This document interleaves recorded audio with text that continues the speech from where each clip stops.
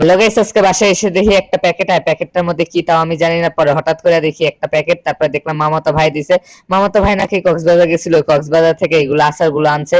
তারপরে তো আমি মনে করছি ওই প্যাকেটটাকে নাকি দিছে, তারপরে দেখলাম না মামাতো ভাই দিছে। তারপর প্যাকেটটার মধ্যে দেখলাম নাম লেখা আছে, আর নাম লেখার পরে এই প্যাকেটটা এখন ছিঁড়া পরে দেখবো এগুলোর মধ্যে কি আছে।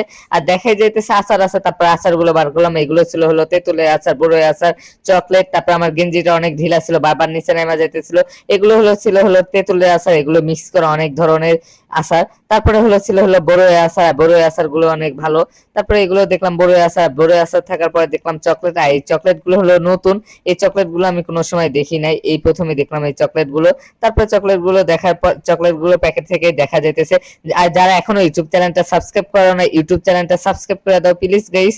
আর হলো লাইক কমেন্ট শেয়ার করতে ভুলো না, লাইক করো, কমেন্ট করো, শেয়ার করো। তারপর নেক্সট কোনো ভিডিওতে দেখা হবে। আজকের ভিডিওটা এই পর্যন্ত, আল্লাহ হাফেজ।